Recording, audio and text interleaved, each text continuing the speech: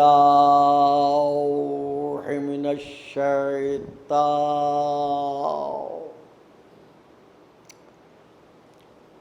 اللعین الرجیم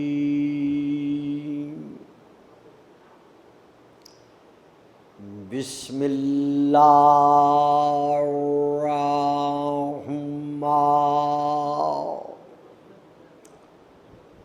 الرحیم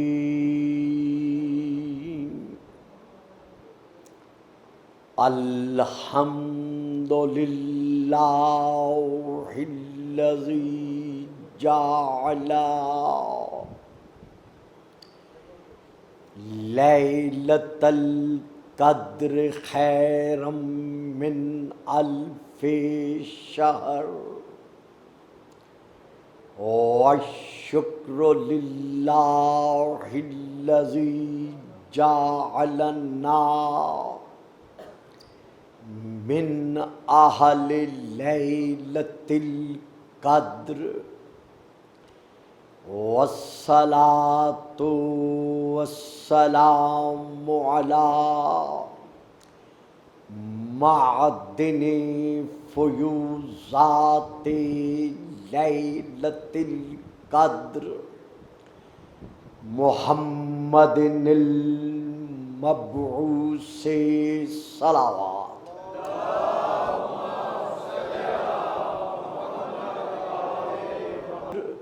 اما بعد فقد قال اللہ تبارک وتعالی الذی خالق لیلۃ القدر فی کتاب القدر وما آتاکم الرسول فخذوہ وما نہاکم عنہ فانتہوا واتقوا اللہ ان اللہ شدید العقاب صلوات۔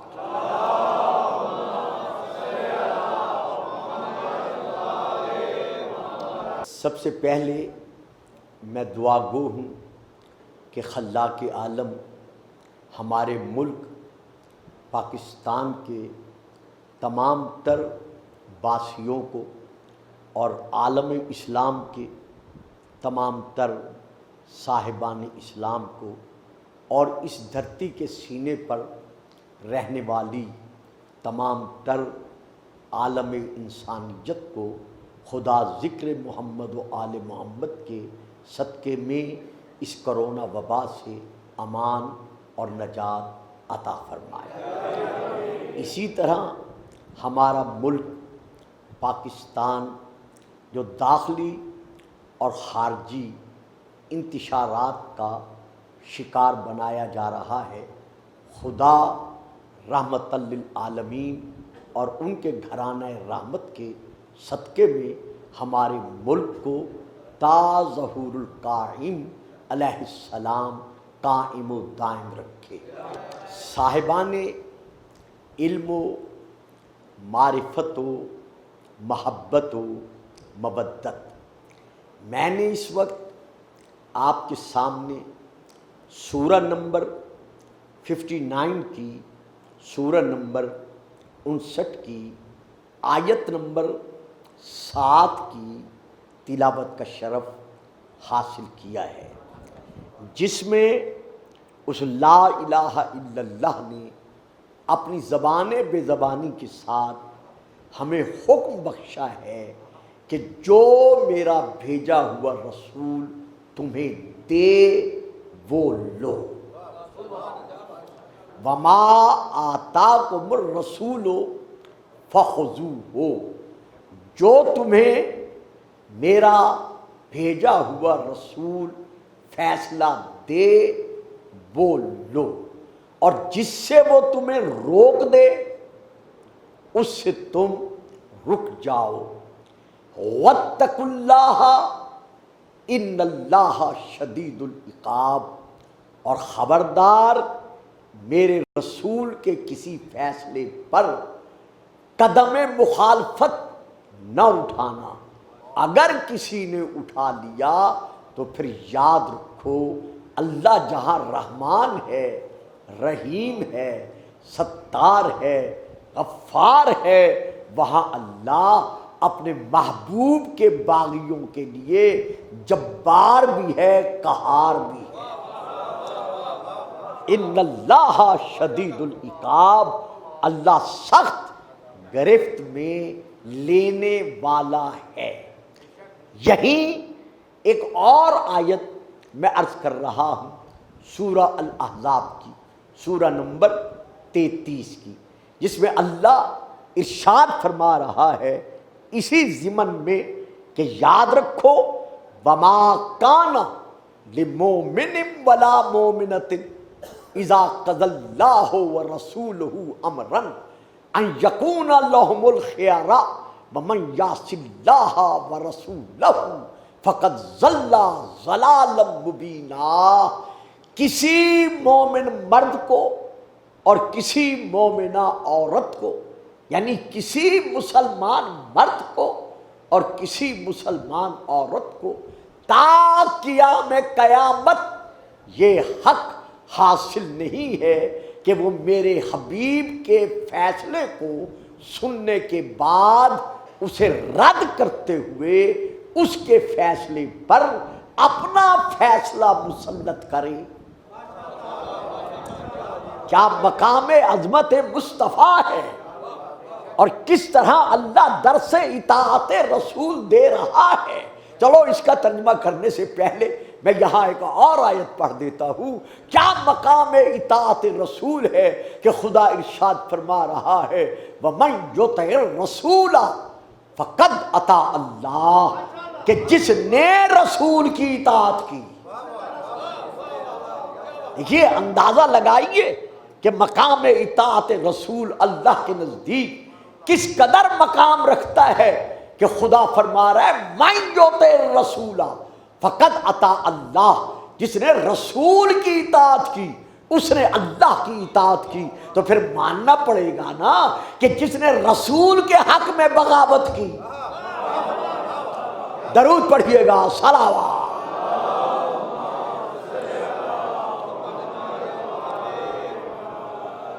تو کسی مسلمان مرد کو اور کسی مسلمان عورت کو یہ حق حاصل نہیں ہے کہ وہ رسول سے فیصلہ سننے کے بعد اس کے فیصلے پر اپنے فیصلے کو ترجیح دے۔ اور آگے اللہ نے واضح طور پر سزا بھی سنا دی ہے کہ سنو وَمَن يَعْصِ اللَّهَ وَرَسُولَهُ فَقَدْ ضَلَّ ضَلَالًا مُبِينًا۔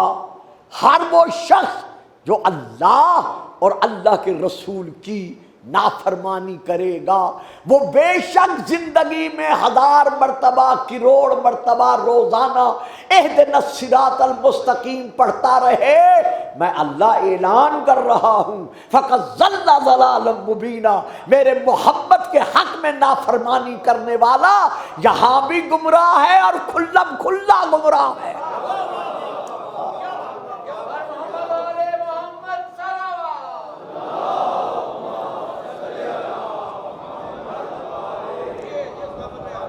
دیکھیے کس طرح، کس انداز میں قرآن ہم سے، یزدان ہم سے عظمت مصطفیٰ منوا رہا ہے اور ہمیں اطاعت رسول کا درس دے رہا ہے کہ جو رسول دے وہ لو اور جس سے رسول روکے اس سے رک جاؤ۔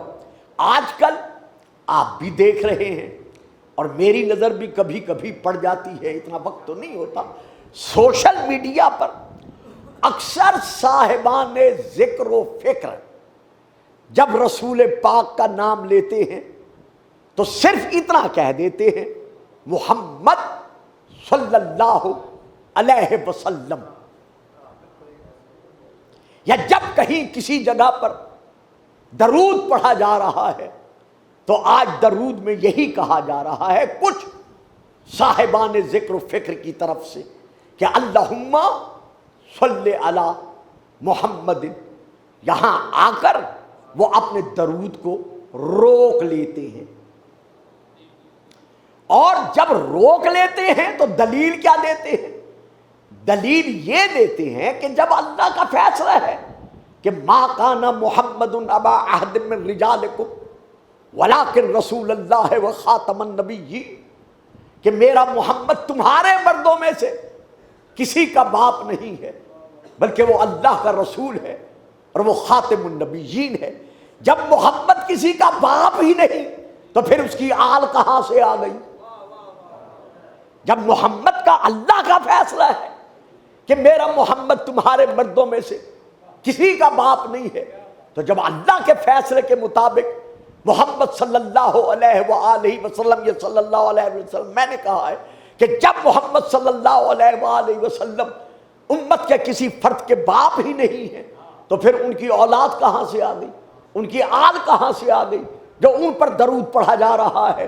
بھائیو یہ آیت تو پڑھتے ہو، قرآن کی یہ آیت کیوں نہیں پڑھتے کہ فَقُلْ تَعَالَوْا نَدْعُ أَبْنَاءَنَا وَأَبْنَاءَكُمْ وَنِسَاءَنَا وَنِسَاءَكُمْ وَأَنفُسَنَا وَأَنفُسَكُمْ ثُمَّ نَبْتَهِلْ فَنَجْعَلْ لَعْنَةَ اللَّهِ عَلَى الْكَاذِبِينَ۔ میرا حبیب ان نصارہ سے کہہ دو جو کہتے ہیں عیسیٰ ابن اللہ ہے، انہیں بول کر کہہ دو کہ دیکھو اگر تم میری دلیلوں پر ایمان نہیں لاتے تو پھر آؤ مباہلہ کر لو، ہم اپنے بیٹے لاتے ہیں۔ درست ہے کورونا بولنے نہیں دے رہا، میں بھی آپ کو مجبور نہیں کروں گا۔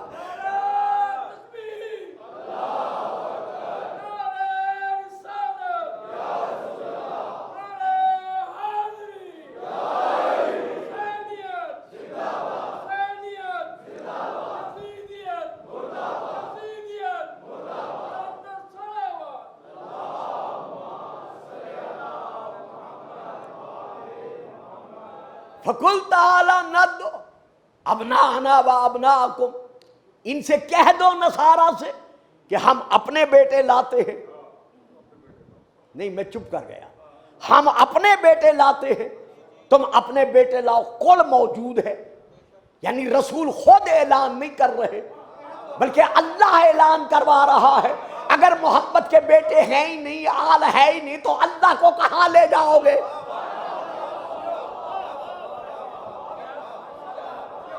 یہ تو اللہ کا فیصلہ ہے نا کہ میرا حبیب ان سے کہہ دو ہم اپنے بیٹے لاتے ہیں اور تم اپنے بیٹے لاؤ۔ کہاں رسول سے اللہ نے یہ کہلوایا ہے کہ ان سے کہہ دو ہم اپنے نواسے لاتے ہیں تم اپنے بیٹے لاؤ؟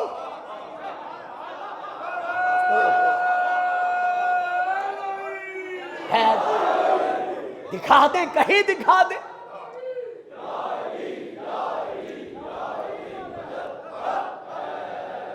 کہ اللہ نے اپنے رسول سے یہ فرمایا ہو کہ ان نصارہ سے کہہ دو کہ ہم اپنے نواسے لاتے ہیں اور تم اپنے بیٹے لاؤ؟ نہ، ہم اپنے بیٹے لاتے ہیں، تم اپنے بیٹے لاؤ۔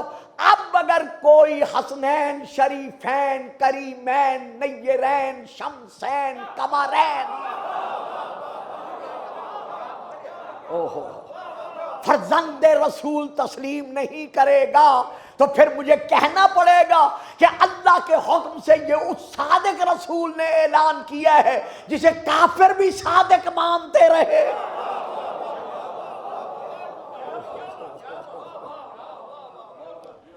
تو یہ کہنا کہ جب رسول کی اولاد ہی نہیں ہے، انشاءاللہ آئندہ چل کر اس موضوع پر گفتگو ہو سکے گی کہ جب رسول کی آل ہی نہیں ہے، رسول کی اولاد ہی نہیں ہے، تو پھر درود پڑھتے وقت اللہم صلی علی محمد و آل محمد کیوں کہا جاتا ہے؟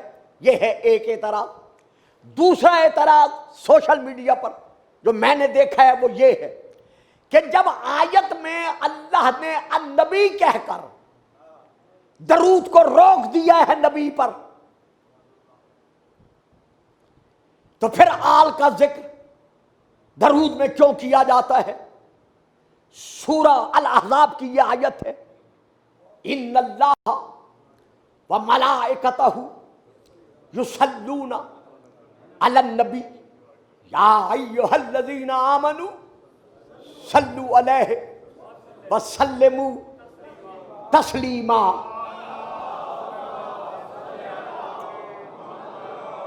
اب یہ آیت لکھ کر نیچے بیان کیا جا رہا ہے کہ پڑھیں آیت کا ترجمہ کہ اللہ ارشاد فرما رہا ہے ان اللہ و ملائکتہ یصلون علی النبی، کہ اللہ اور اللہ کے ملائکہ فرشتے نبی پر، النبی پر درود بھیج رہے ہیں۔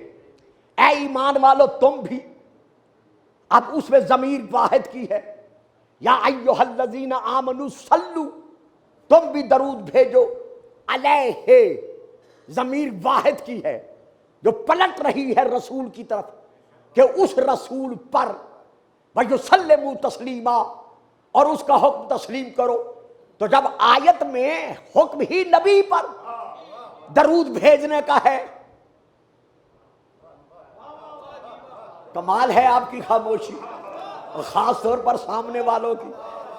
یعنی آج کل دیکھیں کس طرح ذہنوں کو عشق رسول سے دور کیا جا رہا ہے،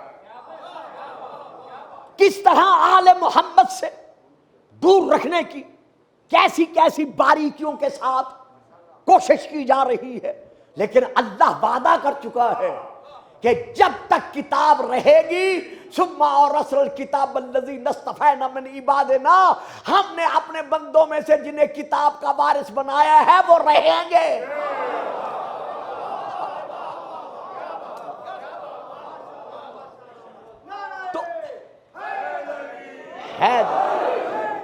تو یہاں یہ اعتراض کیا جا رہا ہے کہ جب اللہ نے درود بھیجا ہی نبی پر ہے تو پھر نبی کے علاوہ کسی اور پر درود بھیجنے کا حق کسی کو کیا کہاں سے حاصل ہے؟ اچھا، اب میں آتا ہوں، ہم آتے ہیں اسی آیت کی طرف۔ ان اللہ، بالتحقیق اللہ، و ملائکتہ، اور اس کے فرشتے سب کے سب، جن کی تعداد کوئی حساب دان آج تک پیش نہیں کر سکا اور نہ قیامت تک کر سکے گا، وہ سب کے سب درود بھیج رہے ہیں۔ کس پر؟ النبی۔ کس پر؟ النبی، نبی پر۔ دیکھیے، صلو یصلی تسلیتن، یہ باب افتعال ہے، یہ یصلون اسی باب کا مضارع کا صیغہ ہے، اور جو مضارع ہوتا ہے یہی علماء ہمیں درس دیتے ہیں ہم طالب علموں کو کہ یہ حال پر بھی اور مستقبل پر بھی بولا جاتا ہے، یعنی حال کے معنی بھی دیتا ہے اور مستقبل معنی بھی دیتا ہے، یعنی یہ صیغہ مضارع استمراری پر، استمرار پر اور دوام پر دلالت کرتا ہے۔ تو اب ترجمہ کیا ہوگا؟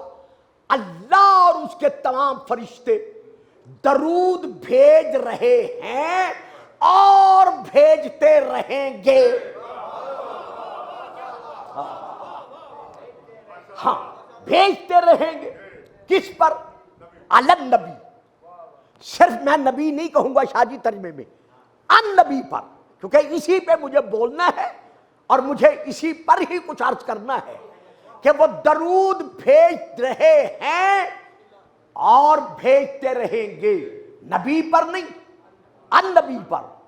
اب یہاں پھر ایک اور بات دیتا چلوں آگے بڑھنے سے پہلے، صاحبان علم و معرفت، یہ میری تقریر لائیو چل رہی ہے پوری دنیا میں اور پورے پاکستان میں، حتیٰ کہ نقوی صاحب کے آبائی شہر جھنگ میں بھی یہ تقریر سنی جا رہی ہے۔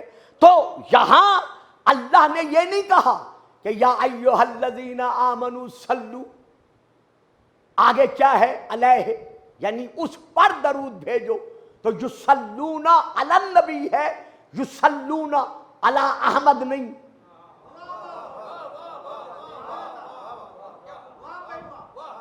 یصلون علی محمد نہیں، یصلون علی مزمل نہیں، یصلون علی مدثر نہیں، بلکہ یہاں یہ نہیں کہا کہ احمد پر درود بھیج رہے ہیں یا محمد پر درود بھیج رہے ہیں، بلکہ کیا کہا؟ یصلون علی النبی، النبی پر اللہ بھی اور فرشتے بھی درود بھیج رہے ہیں، معلوم ہوا جب سے ہمارا نبی نبی ہے،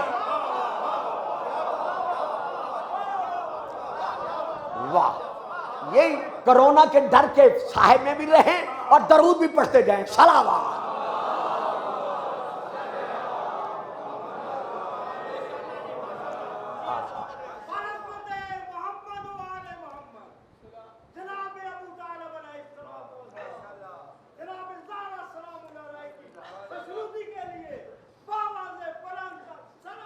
اللہم صلی علی محمد وآل محمد۔ تو اللہ نے یہ نہیں کہا کہ اللہ اور اللہ کے ملائکہ فرشتے درود بھیج رہے ہیں احمد پر یا محمد پر، نہ، ان نبی پر۔ تو پھر ماننا پڑے گا کہ جب سے ہمارا نبی نبی ہے تب سے اللہ اور ملائکہ ہمارے نبی پر درود بھیج رہے ہیں، اور اللہ کا یہ نبی بھیجا ہوا کب سے نبی ہے؟ کہنے والے کہتے رہے کہ 40 سال کے بعد نبی بنا، ہم نے نبی ان سے نہیں لیا،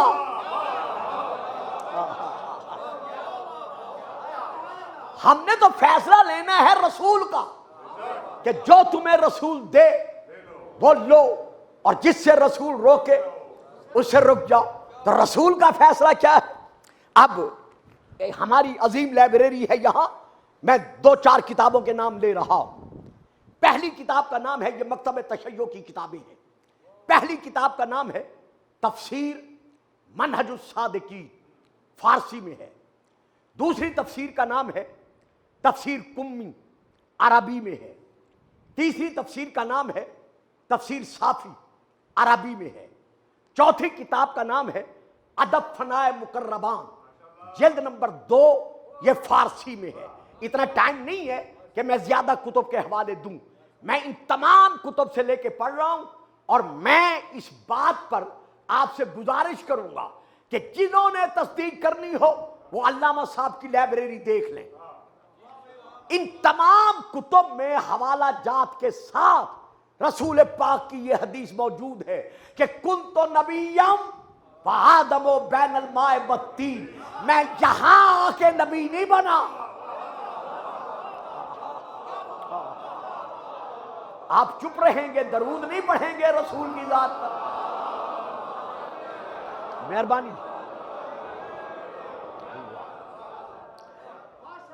کنت نبیم وآدم بین الماء والطین، میں اس وقت نبی تھا، یہاں آ کے بنا نہیں۔ جب مجسمہ آدم انتظار روح میں تھا میں اس وقت نبی تھا۔ اچھا، ایک حدیث اور بھی پڑھتا چلوں، شاید آپ کرونا سے نکل آئیں، اور وہ حدیث مناقب ابن مغازلی شافعی، سواد اعظم کی کتاب بہت بڑی عربی میں، اس میں یہ حدیث موجود ہے، اور کتاب ارجح المطالب حضرت علامہ عبید اللہ امرتسری حنفی کی لکھی ہوئی، اس میں بھی یہ حدیث موجود ہے۔ باقی کتابوں میں بھی ہے کہ جب رسول نے یہ اعلان اپنی نبوت کے لیے کیا تھا تو علی کے دائیں شانے پر دایاں ہاتھ رکھ کر رسول نے فرمایا تھا، یا علیو کنت ولیم وآدم بین الماء والطین، تو اس وقت ولی تھا۔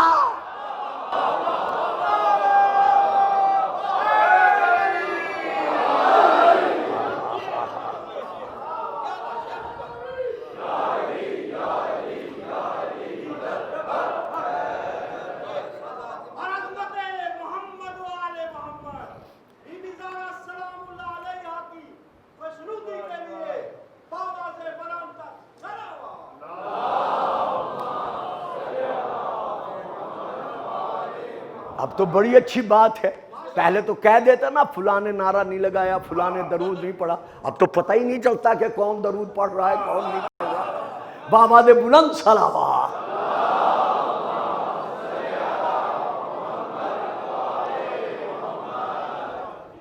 تو ہمارا رسول نبی بنا نہیں بلکہ اس وقت نبی تھا، تو جب نبی تھا یصلون علی النبی، اللہ ان نبی کی ذات پر درود بھیج رہا ہے۔ معلوم ہوا جب وقت نہ تھا اللہ ہمارے نبی پر درود بھیج رہا تھا اور بھیج رہا ہے. یہ کیا ہے؟ اللہ کی طرف سے درود، ملائکہ کی طرف سے. یہ پھر اگلی تقریروں میں انشاءاللہ اگر خیال آ گیا تو میں اس کو لے کے چل سکوں گا، ورنہ مجھے کچھ آگے بڑھنا ہے.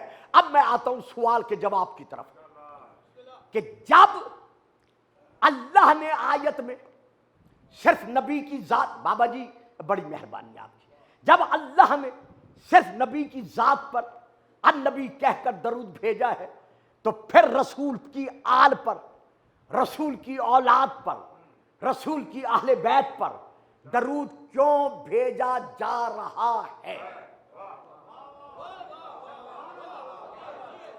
یہ ہے سوال. اب اس سوال کے جواب کے لیے میں سب سے پہلے یہ کہنا چاہتا ہوں کہ تمام تر علماء ملت اسلامیہ سے ایسے معترضین کو رجوع کر کے یہ جواب لینا پڑے گا کہ النبی پر جو الف لام ہے، یہ الف لام کی اقسام میں سے کس قسم کا الف لام ہے؟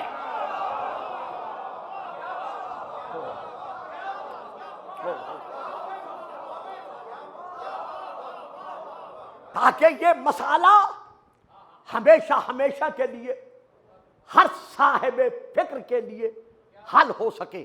تو چونکہ یہ ہمارے دینی مدارس میں سے ایک وہ مدرسہ ہے جہاں ہماری دینی طور پر پرورش کی جا رہی ہے، تو اسی لیے میں نے یہ موضوع میں یہ بات شامل کر لی ہے کہ یہ الف لام جو النبی پر داخل ہے، یہ الف لام استغراقی نہیں ہے. دیکھیے، میرا کسی اور لاہور کے مقام پر امام بارگاہ میں پڑھنا اور بات ہے، لیکن علامہ کے زیر سایہ بیٹھ کر میرا چند کلمات طالب علم ہونے کے ناطے سے ادا کرنا اور بات ہے. لیکن میں انتہائی طور پر محمد و آل محمد کی گداگری کے صدقے میں ذمہ داری کے ساتھ یہ کلمات ادا کر رہا ہوں کہ یہ جو الف لام النبی پر موجود ہے، یہ الف لام استغراقی نہیں ہے، یہ الف لام تعریف کا بھی نہیں ہے، یعنی النبی کو معرفہ بھی نہیں بنا رہا. یہ الف لام زائدہ بھی نہیں ہے جو خوبصورتی کے لیے نبی پر النبی الف لام لگا دیا گیا ہے، بلکہ علماء کے نزدیک خواہ وہ اہل شیعہ ہیں خواہ وہ غیر شیعہ ہیں لیکن انصاف پرست ہیں، منصف مزاج ہیں، جو حق پر پردہ ڈالنا کبھی گوارا نہیں کرتے. ان سب کے نزدیک یہ الف لام جنسی ہے. توجہ رہے میری طرف، کیونکہ میں نے گھنٹے میں ممبر کو چھوڑ دینا ہے. یہ النبی پر جو الف لام ہے یہ جنسی ہے. کیا مقصد ہے جنسی کا؟ کہ درود ہے نبی پر، لیکن صرف نبی پر نہیں، النبی. اب الف لام ہے جنسی تو معنی کیا بنے گا کہ منصب نبوت و رسالت کے علاوہ جو جو محمد کی ذات میں اور محمد کے صفات میں شریک ہے، اللہ اس پہ درود بھیج رہا ہے.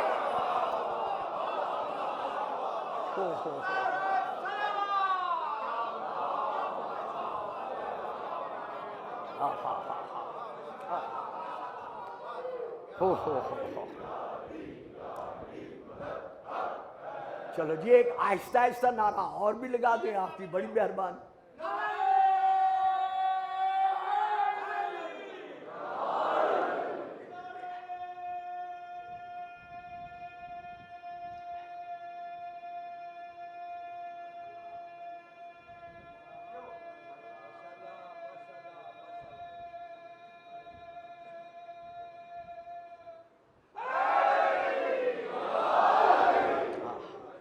یعنی جو جو بھی منصب نبوت اور رسالت کے علاوہ رسول کی ذات میں اور رسول کی صفات میں شریک ہے، اس پر اللہ اور اللہ کے ملائکہ درود بھیج رہے ہیں.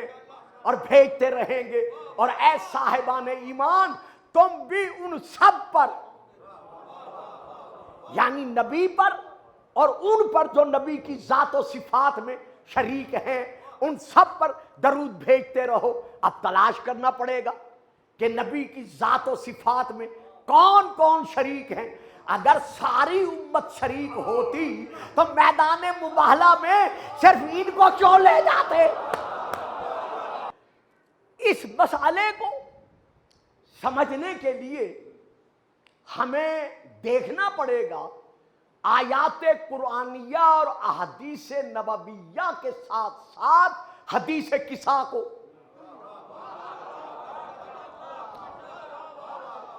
جو کہتے ہیں نہیں پڑھنی چاہیے، میں ان سے کچھ نہیں کہہ سکتا، لیکن جو پڑھ رہے ہیں انہیں پتا ہے کہ محمد و آل محمد کی عظمتوں اور فضیلتوں کا قصیدہ کل بھی حدیث قصہ تھی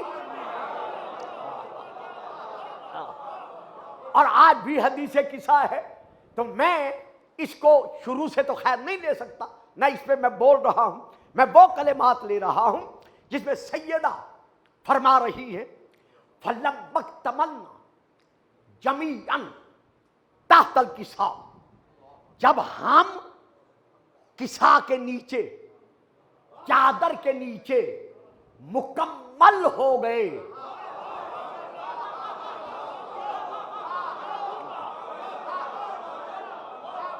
جب بے سایہ رسول نے جس چادر کے سائے میں، یعنی میری چادر کے سائے میں جب ہمیں ہمسایہ بنا دیا، فَلَمَّا اكْتَمَلْنَا، جب ہم مکمل ہو گئے، کوئی بھی 5ویں تاریخ کے چاند کو بدر کامل نہیں کہتا۔ نہیں صاحب، نہیں صاحب، اہلیان لاہور، آپ نے میری پرورش کی ہے با اعتبار خطابت کی، میں آپ کا بڑا شکر گزار ہوں، لیکن میں فکرہ دے گیا ہوں، فرنٹ لائن پر ساری چپ کر گئے ہیں۔ کبھی بھی کوئی بھی 5ویں تاریخ کے چاند کو بدر کامل نہیں کہتا، مکمل نہیں کہتا۔ پہلی کا چاند ہلال کہلواتا ہے اور 14ویں کا چاند بدر کامل کہلواتا ہے۔ تو صدیقۃ الکبریٰ کیا فرما رہی ہیں؟ فَلَمَّا اكْتَمَلْنَا، جب ہم مکمل ہو گئے، معلوم ہوا ظاہراً 5 تھے لیکن حقیقتاً 14 تھے۔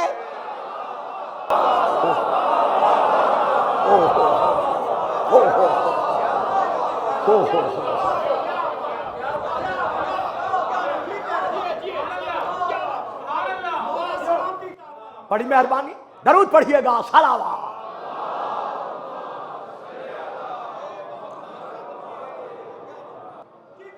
پہلی کتاب کا نام ہے الصواعق المحرقہ۔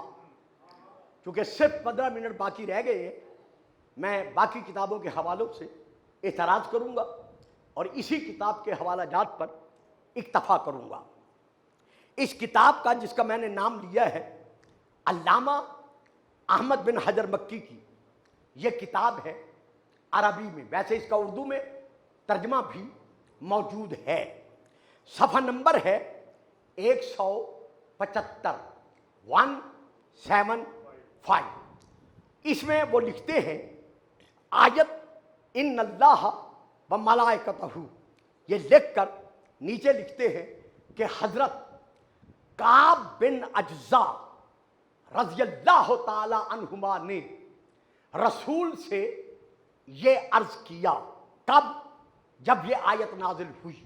وہ کہتے ہیں قلنا، ہم نے کہا یا رسول اللہ، اے اللہ کے رسول، قد علمنا کیف نسلم علیکا، ہمیں یہ تو علم ہو چکا ہے کہ ہم نے آپ پر سلام کن لفظوں میں اور کس انداز میں بھیجنا ہے، لیکن ہم یہ آپ سے عرض کر رہے ہیں فکیف نصلی علیکا، ہم آپ پر درود کیسے بھیجیں۔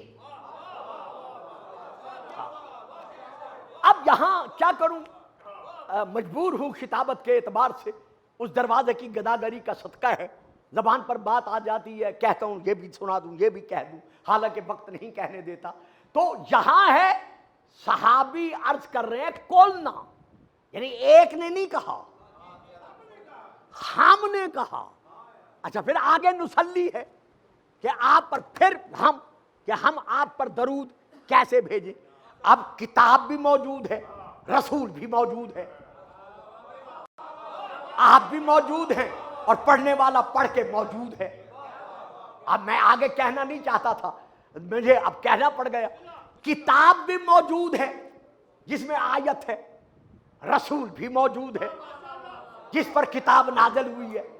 پھر بھی پوچھا جا رہا ہے کہ یا رسول اللہ ہم آپ پر درود کیسے پڑھیں؟ بھئی جب رسول کی موجودگی میں رسول کی حدیث کے بغیر اکیلی کتاب کافی نہیں ہو سکتی۔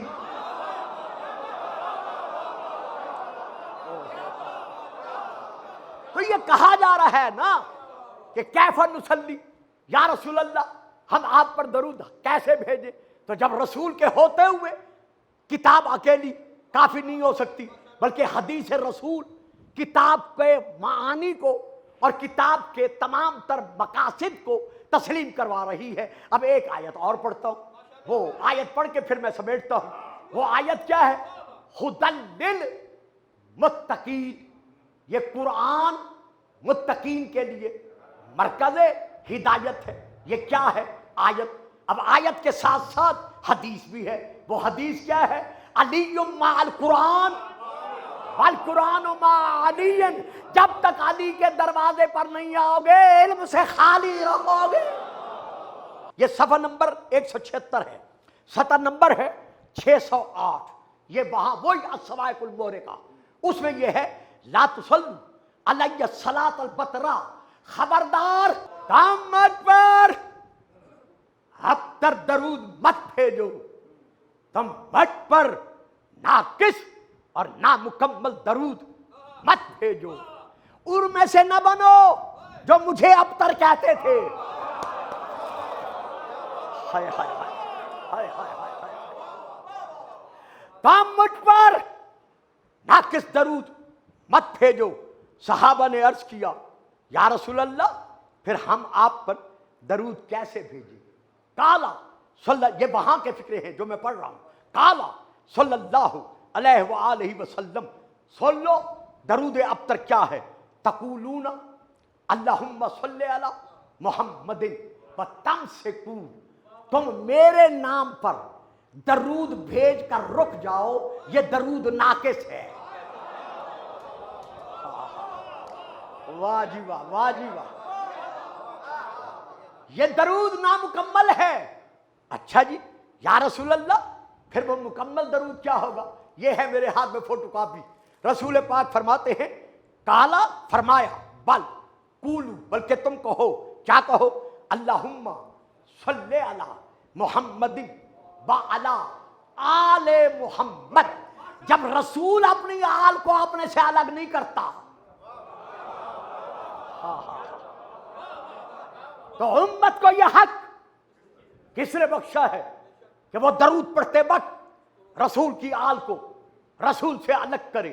ہاں یہ بھی سنتے جاؤ، علامہ نسائی کے نزدیک، علامہ بیہقی کے نزدیک، علامہ نووی کے نزدیک، اور باقی بہت سارے علامے ہیں، اب میرے پاس وقت نہیں رہا، ان کے نزدیک تشہد میں، تشہد نماز میں رسول کے نام پر درود بھیجنے کے بعد رسول کی آل پر درود بھیجنا واجب ہے۔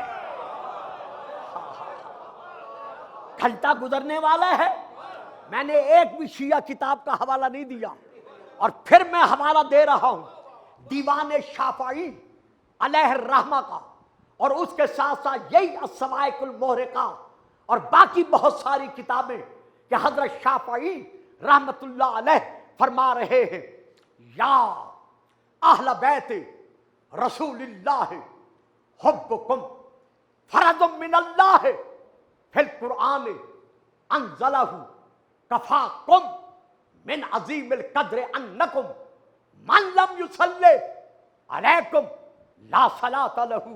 اے اہل بیت رسالت، اگر تمہاری شان میں کوئی کہنے والا کچھ بھی نہ کہے تو صرف اتنا کافی ہے کہ قرآن میں اللہ نے تمہاری مودت کو واجب قرار دے دیا ہے۔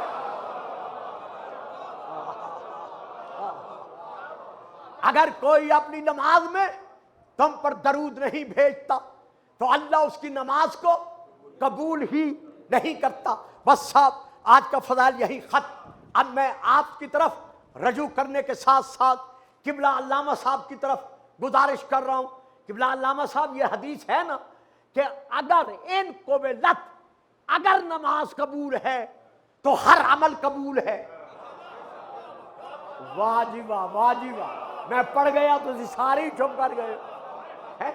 بابا جی میں نے آپ سے گزارش کرنی ہے، ہاں آپ ادھر دیکھ رہے ہیں، آپ کی بڑی مہربانی۔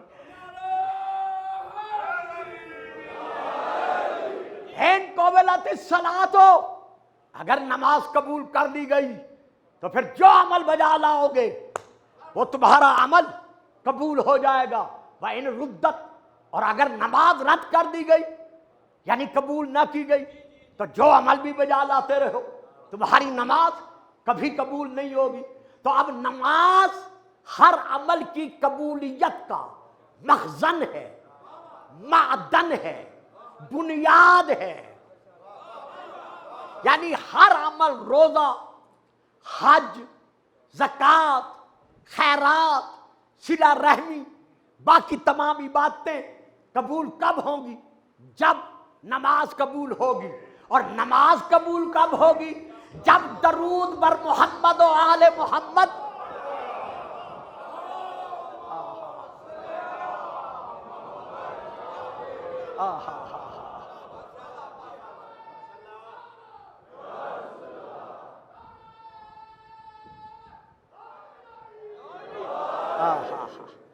تو آل محمد کا یہ مقام ہے کہ آج پوری دنیا انسانیت میں جب بھی امام حسین علیہ السلام کا نام لیا جاتا ہے تو نام لوگ بعد میں لیتے ہیں، پہلے کہتے ہیں مظلوم حسین، غریب کربلا حسین، کائنات مظلومیت کا واحد مظلوم ہے غریب الزہرا، بطول کا یہ حسین کہ دنیا میں آنے سے پہلے بھی اس کے غم میں رویا گیا، دنیا میں آنے کے بعد بھی رونے والے اس کے غم میں روتے رہے، اور قیامت تک روکنے والے روکتے رہے۔ لیکن حسرت بطول کا نتیجہ ہے کہ رو رو کے پوچھتی رہی ہیں بابا میرے بیٹے کے غم میں روئے گا کون؟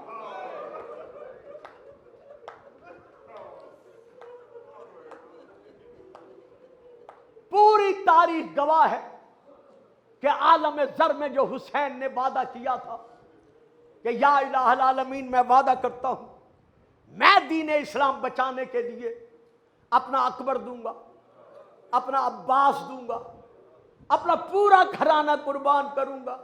لیکن ایک مقام ایسا بھی آیا، ذاکرین غلط نہیں پڑھتے، وہاں حسین رک گیا، جیسے رکا پیچھے سے ایک آواز آئی حسین وعدہ کر دے شام جانے اور زینب جانے۔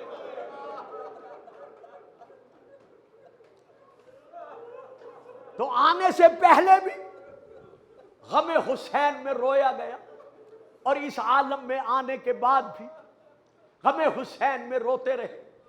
ابھی ظہور نہیں ہوا تھا کہ حضرت بی بی ام ایمن رضی اللہ تعالی عنہ بیان کرتی ہے کہ ایک دن نماز ظہر پڑھتے ہوئے فارغ ہونے کے بعد مصلی عبادت پر جب شکرانے کے لیے بطول سجدے میں گئی، بطول نے رونا شروع کیا، اتنا روئی کہ بطول کی ہچکیاں بند گئی۔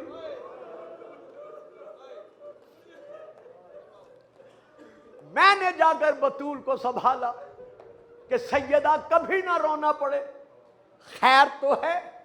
کہا ام ایمن میں رونے کا سبب تجھے نہیں بتا سکتی۔ सैयदा मौला अली को बुलाऊं? कहा हक उन्हीं का है, लेकिन आज उन्हें भी नहीं बताऊंगी। बीबी आपको बाबा के पास ले जाऊं? कहा हसन के बाप अबुल हसन को बुलाओ, मैं उनके साथ जाना चाहती हूं। अली आए, रोती हुई बतूल बाबा के कदमों तक पहुंची। रसूल मसरत छोड़कर खड़े हुए, बेटी का मुंह सर चूम कर कहते हैं, बतूल कभी ना रोना पड़े, अभी तो मोहम्मद जिंदा है।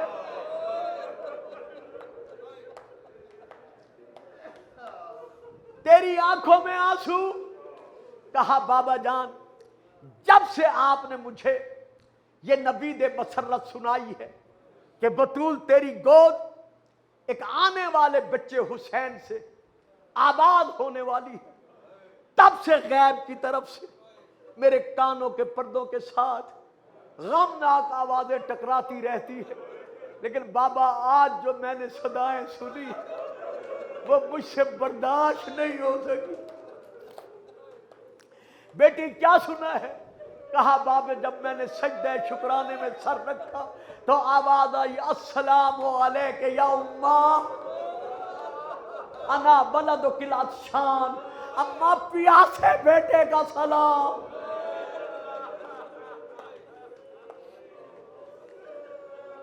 कबूल कर। बाबा इस आवाज ने मुझे बहुत रुलाया। अभी रो रही थी या फिर दूसरी सदा आई, अस्सलामु अलैका या उम्मा अनल उरियान। अम्मा उस बेटे का सलाम कबूल कर जो बेगौर और बेकफन रहे।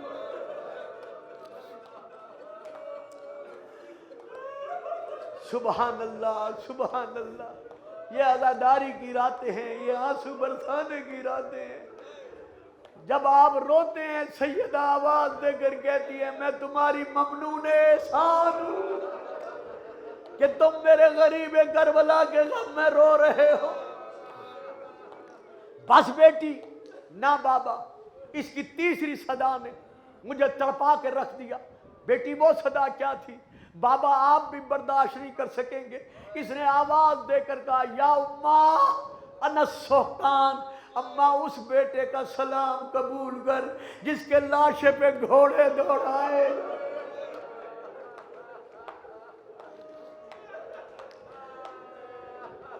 रसूल भी रोए, अली भी रोए, बतूल भी रोई, जी भर कर रोए। जब ये दुनिया में जाहिर हो चुका, 2 या 2.5 बरस का हुसैन था। मैं किताब का नाम ले रहा हूं, एहराजुल वफा फवाइद हजरत आयतुल्लाह जाफर शुश्तरी अलैह रहमा की। उसमें यह दर्ज है, ये वो हमारे अल्लामा हैं, आयतुल्लाह हैं, जिन्होंने इमाम हुसैन से जिक्र मसाइब पढ़ने की तासीर गदागरी में हासिल की थी। यानी बहुत बड़े रोजा खां मसाइब खां थे। इन्होंने अपनी किताब में लिखा है कि एक दिन ये पढ़ रहे थे इमाम हुसैन का मसाइब कि जब हुसैन 2 या 2.5 बरस के थे, रसूल की गोद में थे। रसूल ने हुसैन का सर चूमा, आंखें चूमी, मुंह चूमा, लब चूमे, शाहरग चूमी, पसे पुष्ट गर्दन का पिछला हिस्सा चूमा, बार बार सीने को चूमा। छोटे से हुसैन ने रोते हुए नाने को देखा, हाथ उठाकर नाना की रीश मुकद्दस पर रखकर मासूम ने मासूमाना अंदाज में कहा, है नाना लिमाजा तो कब्बलो, किस बात पर नाहरी आप बार बार मेरी गर्दन का बोसा ले रहे हैं? बोसा भी लेते हैं, रोते भी हैं। रोते रोते रसूल झुके, झुक कर फिर हुसैन का सर चूमा, चूम कर कहा, मेरा लाल या बुनैया उकब्बलो मवाज़िअ सुयूफ, मैं तेरे जिस्म के उन मकामात को चूम रहा हूं जिन्हें मैं देख रहा हूं करबला के मैदान में तेरे जिस्म पर कोई तलवार चलाएगा, कोई नेजा मारेगा, तू कहता रहेगा लोगों मैं बड़ा प्यासा हूं, لوگ تجھے تیروں سے چھلنی کرتے رہیں گے۔ علامہ نے یہی مصائب ابھی پڑھا ہی تھا کہ ایک مومن منہ سر پیٹتا ہوا اٹھ کر کھڑا ہو گیا، کہنے لگا علامہ تمہیں حسین کا واسطہ انہی کلمات پہ ذرا رک جاؤ۔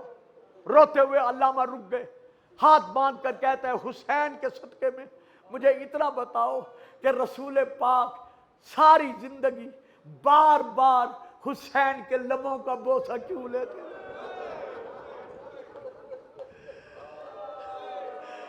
برداشت نہیں کر سکو گے جو علامہ نے جواب دیا ہے۔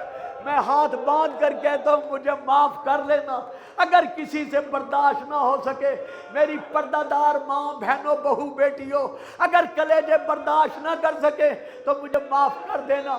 جب اس سائل نے کہا کہ علامہ مجھے بتاؤ رسول ساری زندگی رو رو کر حسین کے لبوں کو کیوں چوستے رہے، بوسہ کیوں لیتے رہے؟ علامہ نے منہ سر پیٹا، اتنا پیٹا کہ غش کھا کے گر پڑے، پانی چھڑکاؤ کیا گیا، پانی منہ پہ ڈالا گیا، افاقہ ہوا، پیٹ کر کہتے ہیں پھر سوال کر۔ اس نے پھر سوال کیا، رو کر کہتے ہیں سن، اگر سن سکتا ہے، رسول نگاہ نبوت کے ساتھ یزید کا دربار دیکھ رہے تھے۔ کیا اب بھی میں پڑھوں؟ میرے پڑھنے کی ضرورت ہے۔ فلما وضع الراس، جب حسین کا سر یزید کے سامنے رکھا گیا، رسول دیکھ رہے ہیں کہ یزید کا ایک نجس ہاتھ حسین کی زلفوں میں ہے، دوسرے ہاتھ میں بیعت کی چھڑی سنبھالی ہوئی۔